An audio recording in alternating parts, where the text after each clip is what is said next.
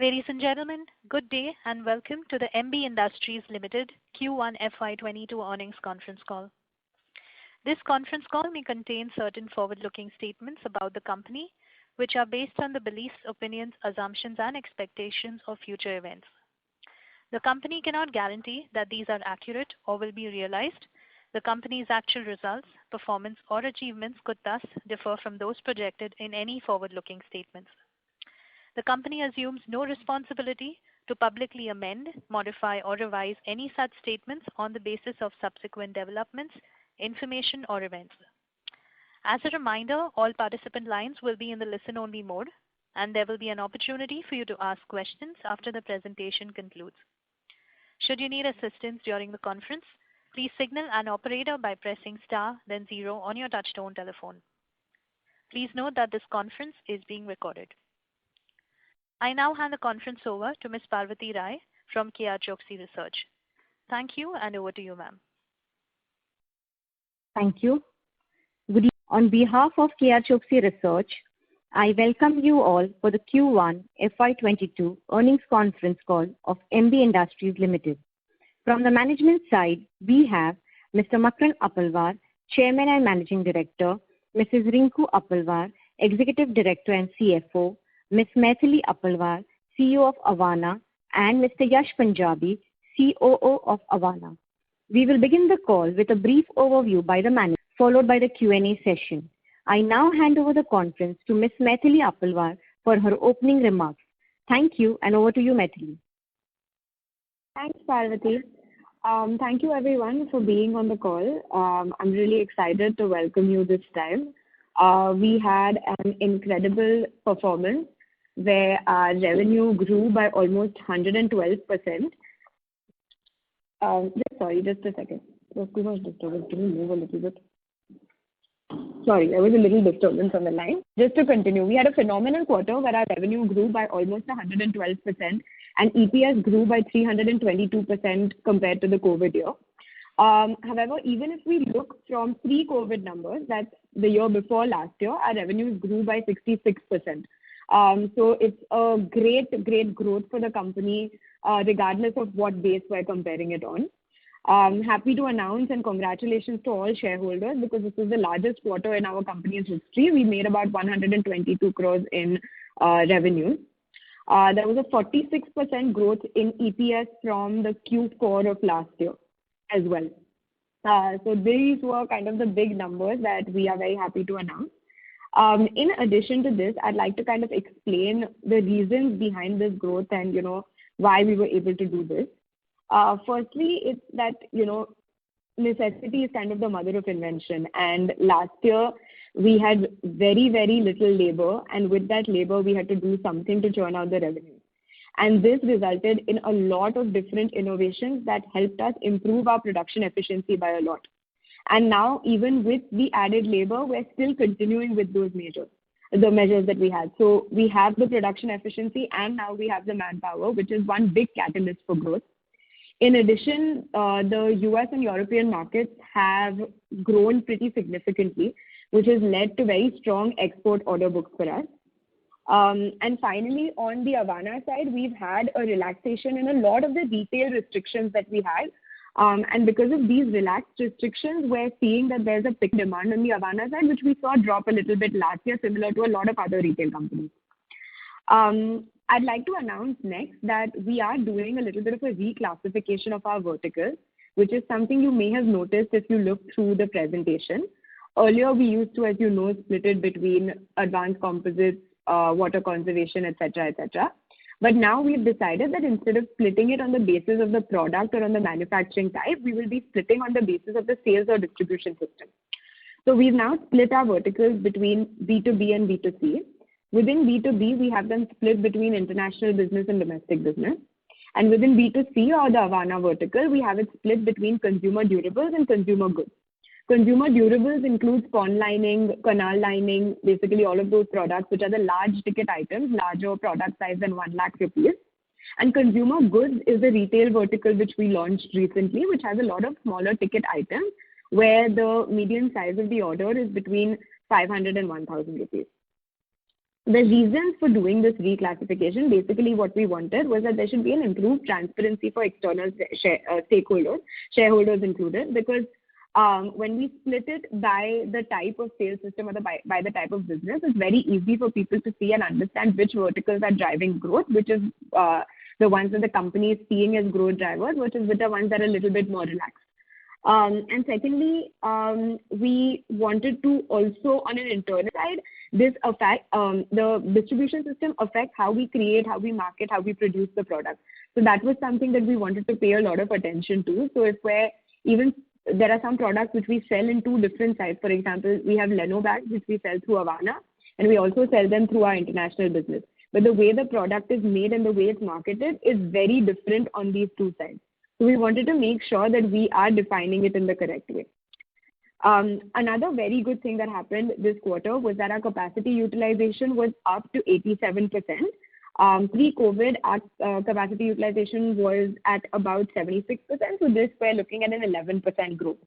The reason this is great is because it will help us grow without any major capital expenditures. And when there is capex, it will also make sure that the utilization is maximum. Now I'd just like to talk a little bit about the growth drivers for the different businesses. So for the international business, we're looking at very decent growth in the next couple of quarters. The reasons are mainly that manpower availability is excellent in India right now. We've added a lot of products in regions. So earlier we were spread across 57 countries. Now we're spread in 66 countries. The latest addition is Madagascar, was the one that we just last added. And we're also adding products. So for the same customers, we're cross-selling and upselling, which is also helping the business grow. In terms of the consumer durables or the Jal Sanchay franchise, this was a very strong quarter. The first quarter typically is because it's the pre-monsoon quarter. However, one thing that was different this year compared to other years was that normally the other years, our business used to be very restricted to Maharashtra, a little bit in Rajasthan, a little bit in Karnataka. However, this time we saw it diversified across 5 states, and the split was very significant. This means that if there is a monsoon issue in one area or another, our risk is much more divided, and so the business is a lot stronger from that perspective. We're also seeing that after running the TV ads 2 times, we've seen a massive improvement in the brand value of the product. And that has helped us not just on the consumer end, but also on the channel partner end to add more dealers and distributors. Finally, I'd like to give an update on the consumer goods segment, which is the latest segment that we've launched. To explain that a little bit, this year we only launched that segment in Maharashtra, and we started with 6 products, namely Murghas bags, Leno bags, thread, mulch film, tarpaulin, and Avana tank. And this quarter we made a revenue of 3 crores, which was great. We're all set to achieve the annual targeted revenue of 10 crores this year. We're pretty sure we will hit that target. Another update for that vertical is that, for example, with the Murghas bags, the season is now coming up. And just pre-season, we already have our product placed across 400 retail stores in Maharashtra. And the liquidation of the product will be supported not just by offline campaigning supported by our 20 plus salespeople in Maharashtra, but we're also launching a TV ad for the product, which will help us improve pickup and help us improve recognition across the state. Now, I'd just like to spend a little bit of time explaining why the consumer goods segment of Avana will scale a lot faster than anything else we've seen within the company. First of all, the system is extremely asset light and it's supported by partner manufacturers. So for all of these products, we have a part of the manufacturing done in-house, but a large part of the manufacturing is outsourced, and we're doing the designing as well as the quality control. So this helps us grow quicker without major capex, as I previously mentioned.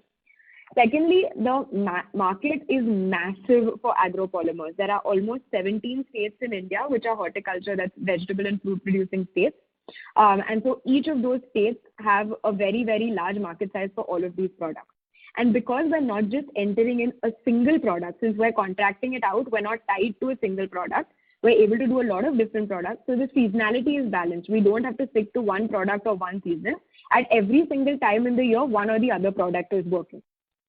The market is also not niche. It's not similar to pond lining, where pond lining is a consumer durable good. The market is a slightly more niche market. This is a non-niche market. It works everywhere. So the time which we have to spend in market development or market understanding in pond lining is virtually non-present here. Any market which has a high vegetable or fruit crop production is a great market for the product. Once the retail system that we have is ready, it's not going to need any setup similar to pond lining. So basically, if you look at companies like Chobani, which achieved like $1 billion turnover in 10 years, the reason that happened was because they were entering a set retail system. Chobani Yogurt entered the retail system of basically grocery stores like Whole Foods, etc. Now, what we're doing here is that we're saying that there are hardware and there are agropolymer stores spread across states. That's the system that we want to enter. Versus in pond lining is more similar to car dealerships or tractor dealerships, where we have to go and create a distribution system which takes a lot more time as well as investment from our channel partners. Also, once our distribution system is set up, it will be very easy to add revenue by adding products. For example, Murgha's bags was something we had done for the last season as well. But this season, we also launched Thread, which I mentioned as a new product. So while we had about 200 retailers set up for Murgha's bags, we also linked up our Thread product, which helped us add revenue. And once we have a large retail system, similar to what JSW did with paints last year, it will be easy to keep adding revenue by adding products. And finally, I feel like our management has a very strong understanding now of building agri-retail systems through Jalcenter, which we didn't have 5 years before when we actually started Avana, because we were still learning at that point. But now I think we've learned a lot out of this system, and we are ready to implement it as well to our consumer goods vertical. So thanks so much for listening. With that, I will hand over to Yash, who will give the technology and the systems update for the company. Thanks, Maithili. So I'm going to talk about some upgraded systems that we're incorporating across both MB's B2B divisions and the Avana B2C division. I'll be focusing on Avana for now, since that's where we're doing some brand new systems and there's a bit more to talk about, but I'll also touch on some points about the B2B vertical as well. So starting off with consumer durables, which as Maithili mentioned was mainly the pond linings products. We've incorporated a lead management system. We spoke about that in the last call as well. But now that we've had it running for a few months, we can see some numbers, and we've reduced our lead fallouts by 2/3. So our field sales staff is able to keep up with leads much better now. Another big help that we've had from this lead management system has been during ads. Since we've run ads twice now, we've seen the amount of calling that comes to our toll-free number has been huge. And so having a system by which we can manage those leads and pass it out to the correct salesperson has been instrumental in making sure we can actually convert the money spent on the ads into sales. So one success story from here is that if a farmer has called our toll-free number and they have a ready pond, which is already dug up and waiting to be lined, we've been able to get our salesperson out and visit the pond within a day of calling. Touching on consumer goods now, this has been a major factor where systems have been sure we can scale the business and move forward with it. So with consumer durables, as Maithili mentioned, they're big ticket purchases, which means we've been defining that as larger than 1 lakh in an order size. So with durables, we are used to doing a couple of big dispatches per day, and that's similar to B2B as well, where within a day we have just a couple of big dispatches. But now with consumer goods, we're doing maybe 10 times as many dispatches per day, but in smaller quantities. Along with the number of dispatches increasing, the number of SKUs has also increased. In durables, we have less than 10 SKUs across different lines of pond liner and accessories. But now in consumer goods, we've had around 80 plus SKUs, and they're growing pretty rapidly. So in understanding the inventory we have on hand and understanding in which warehouses and where all of that inventory is kept has been really helpful for us. And in addition to that, we have to maintain packaging and marketing materials for all these products, which also we need to keep track of inventory.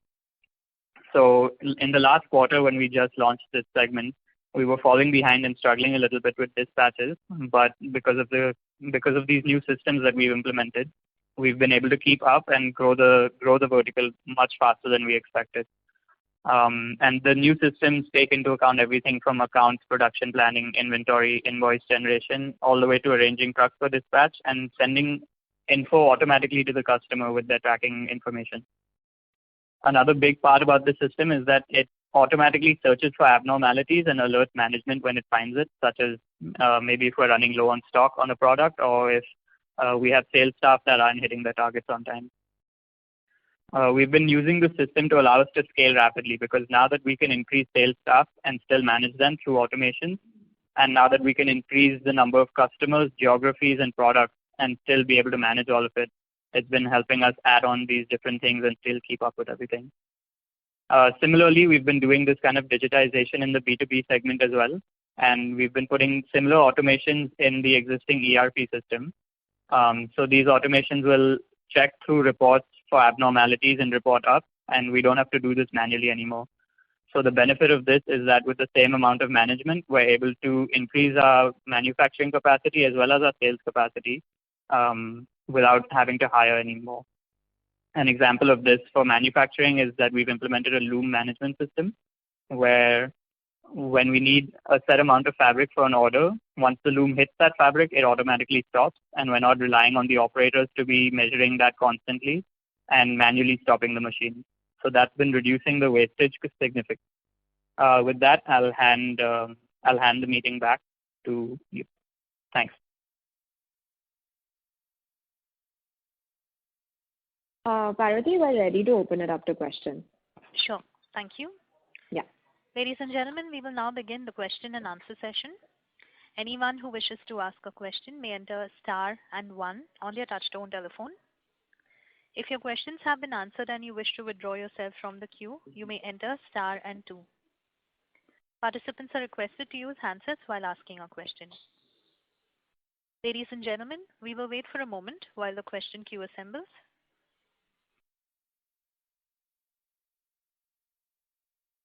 To ask a question, you may enter star and 1. We have the first question from the line of Priyank Chheda from Standard Chartered Securities. Please go ahead. Yeah, hi team. Congratulations for the great set of financials. So my first question is with respect to the reclassification of the verticals we have done. It would be great if we mention the percentage breakup in the revenues or the absolute revenues every quarter, so that the transformation that from the previous quarters to this quarter, it would be easy for us to compare it. Yeah, Priyank, absolutely understand the concern. We do have a pie chart which we have on the presentation, the investor presentation that you can see, which shows that the international business in B2B is a little bit higher than 50%, and then the rest of them are split. I've also pretty clearly told you the Avana consumer goods revenue was 3 crores for this quarter. The reason we're not doing very clear percentages and very clear revenue figures is because, for confidentiality reasons, and because we have a lot of other people other than just shareholders who are listening to these calls. We don't want to give out exact numbers, but I think the pie chart will give you a very, very clear estimation if you just look at it. And as we update the pie chart from the next quarter, we'll also show you the changes that you'll see from one vertical to another, growing or declining quarter to quarter. Yeah, that's fine. I mean, that gives an not a clear-cut idea about how much is the Avana division contribution anyways. So Avana consumer durables, what was the revenue for the quarter, if you can share that? Just give me a second. Yeah. Priyanka, I'm just waiting on that number. If you have another question, I'll answer that while somebody from the team pulls that number up for me. Sure. So my broader question on the capacity utilization, which has moved on to 87%. So what we expect, what would be the percentage capacity at which we can optimize, and after what revenue we shall be looking at additional capacity expansion? So, we can actually move up to 100% capacity utilization. However, at the end of the third quarter this year, we are planning an additional unit, which we had mentioned the CI unit we were actually planning earlier in the year. However, we saw that we were able to drive up the capacity utilization within the company through a lot of manufacturing initiatives, which ended up being more cost efficient from a capex perspective. So we've delayed the creation of that unit to the third quarter, but we will still be doing it because we're planning on adding that capacity in this year itself. So that would be within our premises and would be fungible across the segments that we are there? Absolutely. It will be fungible across the segments. It will be an addition of 3,000 tons of capacity. and it will be within the same factory complex. Yeah. Okay. On the other expenses part, last conversation in Q4, we had few one-offs which were highlighted, which led to other expenses at around 17 crores per quarter, right? And that was been guided that it would come down to 15 crores, but that hasn't come. So any deviation on that or one-off that you would like to highlight? Just a second, I'll just be handing over to Mr. Rinku. Yeah, hi. Yeah. Hello. Yeah, hi, ma'am. Hi, how are you? All good, ma'am. Yeah, no, so other expenses include labor costs and all, and that has not been able to go down, but the revenue is up, so percentage-wise the cost has come down. Yeah, I understand, ma'am. So this would be the 17 crores quarterly run rate should be assumed that it would be new normal now, right? Yeah, that will be new normal, but it will vary with the percentage of the sales. Yeah, that I understand. That would be an operating leverage that would kick in. Correct. Okay. Any luck on the export incentives for our product? I believe that was reinstated in Q1, right? Nothing till now. No? We are also waiting. If you can push it from your side, I'll be very happy. Yeah, 1 minute, huh? Yeah. Okay. Yeah. Priyank, it was about 20 crores odd for the Jalasanchay segment. And then 3 crores in agro supplies, making about 23 crores for Avana totally. Okay. So that would be roughly 20% kind of, 19% kind of a total revenues. Correct, yeah. And how much do we plan to scale? Because we had an earlier a guidance across the segments where we would like to scale up Avana to a percentage revenue by FY 24-25. We have discontinued that, but then if you could help us reinstate that guidance as to how much percentage of the Avana would be by 24-25? So by 24-25, that's 2 years from now. So okay.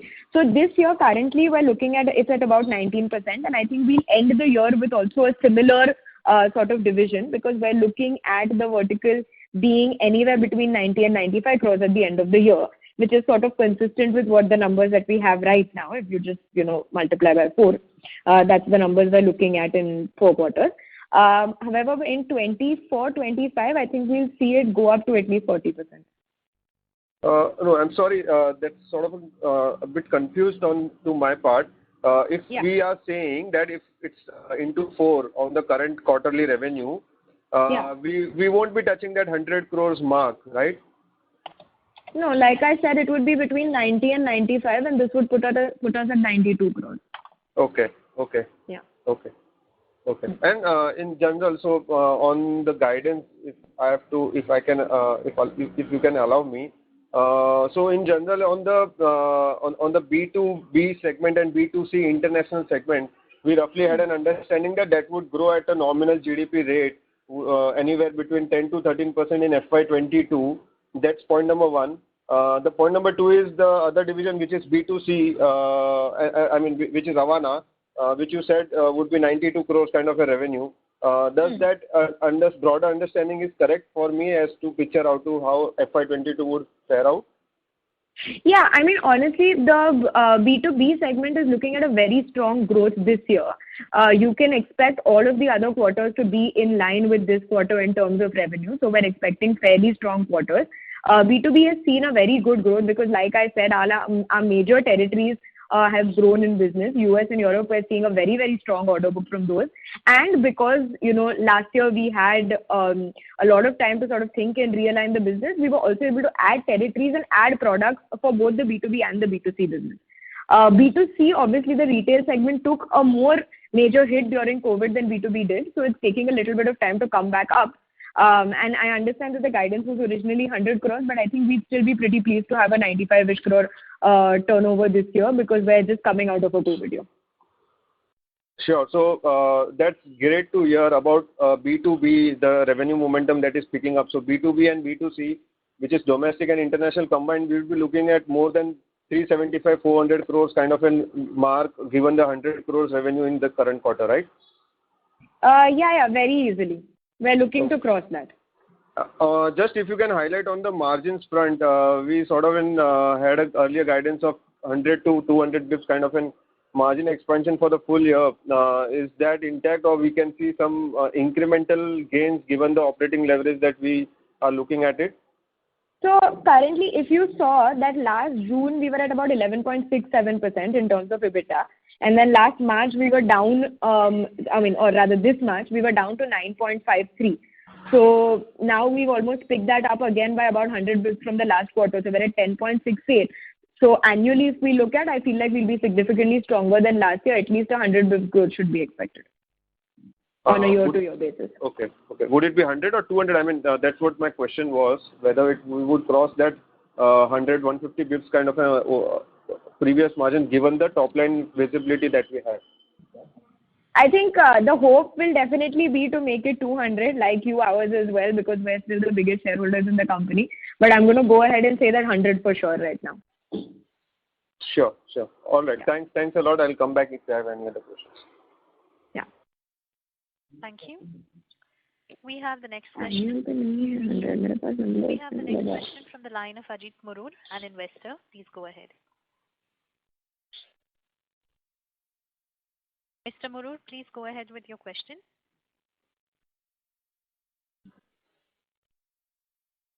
Hello?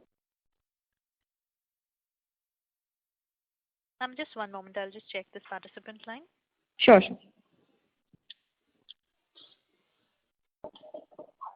Should we move to the next question in the meanwhile?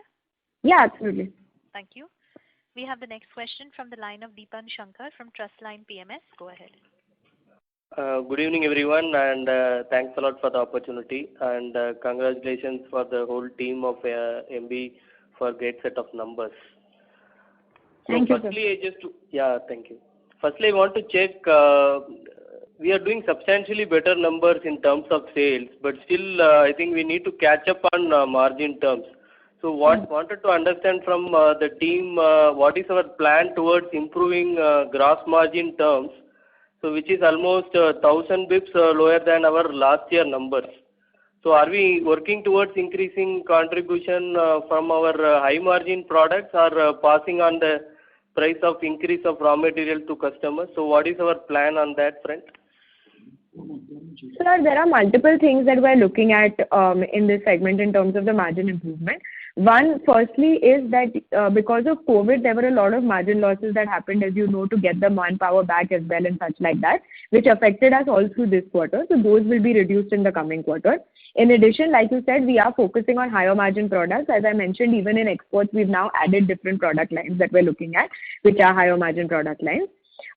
We are also, in terms of the capacity utilization, like I highlighted in the beginning, we're looking at higher operational efficiency, which will definitely also improve the margins in the coming quarter. So those are the major sort of initiatives that we are targeting.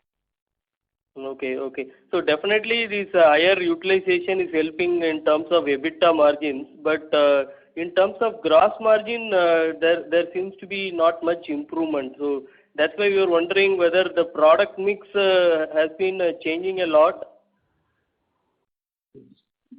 So the product mix has been changing, and I'll also just hand over to Mrs. Appalwar to give a more clear update. Yeah. No, Deepan, what is changing is basically this time has been extremely turbulent, as you are aware. Okay. And our focus this time was getting a higher operating efficiency.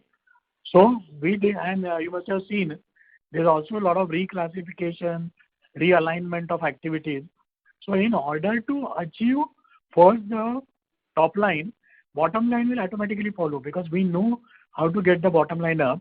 But in this difficult time, it was difficult to get the top line up. So probably you would see at this end of this year, both the parameters sitting in a better position. Okay. It's like this polymer price increase has not be able to pass on to customers. So is there a lag on that? Yeah, it takes a lag. It has a lag of around 30 to 45 days. Okay. So that means going in the coming ahead quarters, we can see improvement in gross margins. Absolutely. Okay. And secondly, we have also seen increase in finance cost. Is it due to increase in working capital because we are doing now more exports kind of? There is also, like, that is one of the things that export cycle is slightly larger than the domestic cycle. So that is one of the reason what you are seeing that. But I guess if you see the cost in totality, this absolute number has gone up, but per unit cost, if you see, it has not gone up. Okay. Yeah. Cost per unit, if you can see, it has actually reduced. If you see the overall working capital days, in the last year it was 149 days. It has come down to 109 days. It's a substantial improvement in the overall working capital days. Both debtor days, creditor days, everything has improved. Okay. So in terms of this incremental capacity expansion, so what kind of capex are we planning to do? Around 5 to 6 crore is what we are expecting during this year. So the new thought process is to remain asset light, to focus more on existing debottlenecking the existing capacities and moving the upwards. So we are not expecting any major capex during next, say, 18 to 24 months. Okay. And lastly, in the margin front, earlier we used to do 14% kind of margins, and our ideal target used to be 16%. So are we on the right track? So over next 2-3 years we will reach those levels? Definitely. I think during this year at least you should see anything more than 100 bips happening this year itself. And during next probably 24 to 30 months, we should be able to reach in that direction. Sure. Thanks a lot and all the best. Thanks. Thank you. Ladies and gentlemen, to ask a question, you may enter star and 1.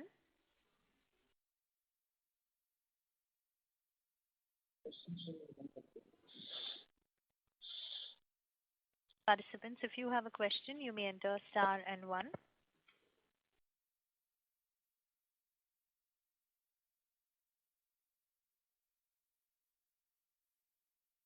To ask a question, you may enter star and 1.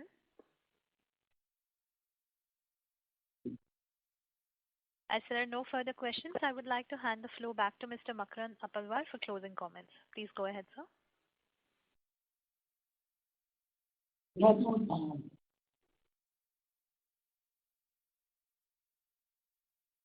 Hello. Yes, management, would you like to make any closing comments?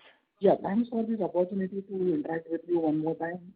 And as a management of MB, I would definitely promise you that we would continue our good performance during the year, and we'll look forward to increase the shareholder wealth as well as the company's stakeholder interest in the coming time. So if you have any more questions or any other details which is required, please feel free to ask us on the individual channel. Thank you so much. Thank you, members of the management.